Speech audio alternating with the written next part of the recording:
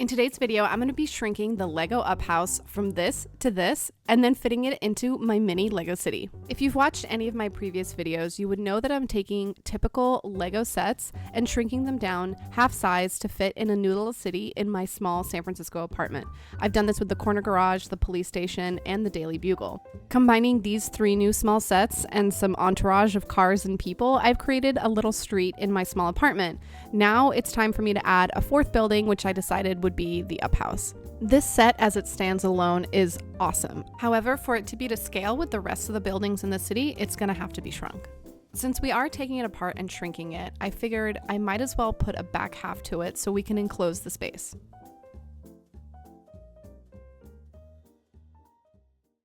When looking at the original set in plan view, this lovely dusty blue is actually the building footprint. After looking at some movie stills, I realized that I would have to add both the pink and orange areas to make it more movie accurate while I was enclosing it. I knew that I wanted to keep the general design that Lego had originally created. This means keeping the three-sided green bay window, the same roof style pitch, and then the same window layout. Additionally, I wasn't going to move the doors, and I'm going to use a lot of the same building techniques to show the architectural fenestrations on the outside. After a lot of finagling, this is what we have. From the front, it doesn't look that different, except it's a little bit scrunched down and the roof pitch is obviously a little bit more narrow and steep. I placed the whole thing on a 16 by 16 green base plate, added some fencing around, incorporated a few of the balloons and pieces that were in the side build, and then I closed it off as I planned originally. I also lifted the entire building up a couple stairs, which I saw in the movie as being a little bit more accurate. Creating the two roof lines and enclosing it from the back was probably the hardest part. I also added a door to the back, which I saw from the movie stills, and a window. The additional bay, the pink side, I showed in the original diagram, and here we have it. There aren't that many changes, but I do feel like the smaller scale is going to fit a little bit better with the city.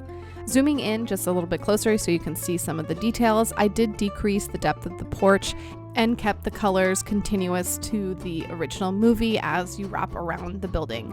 I did keep the same building style to do the A-frame roof on the second floor for both the front and the back, and the windows are all at the same level on each floor.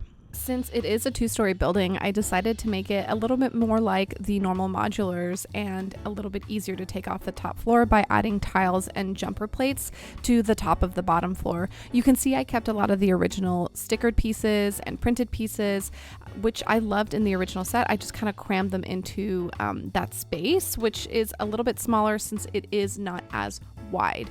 And finally, you can see here the roof line that I created. It is a little bit wonky and probably the weakest part of the mock, but I essentially tried to continue the roof line back towards the back of the building and then enclose it on the other side. So what I did was mimic the same building technique front and back. However, because of the newer angle, like that higher pitch and steeper pitch, I do think it puts pressure on some pieces. So I don't think it's actually the best build technique. So I will hopefully improve this a little bit later. Now it's time to really see how this new size fits with my Lego city. Initially, I actually looked at it and was like, it's probably going to go better with the normal size modulars. So first I tried to lay it out with those, bringing in the Daily Bugle and the police station because I figured they're more like the tall structures that the Up House is next to in the city where they're trying to tear it down.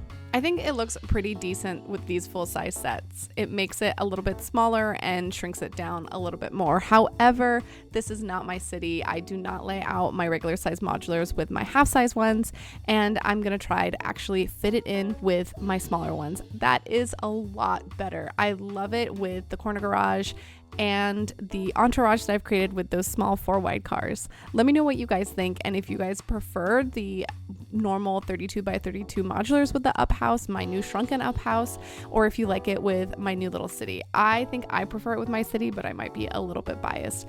Anyway, let me know if you guys have any questions, and if you haven't watched my previous videos where I've shrunk down the corner garage, the Daily Bugle, and the police station, I'll have all of those linked down below. Anyway, thank you so much for watching, and don't forget to subscribe. I'll see you later. Bye-bye.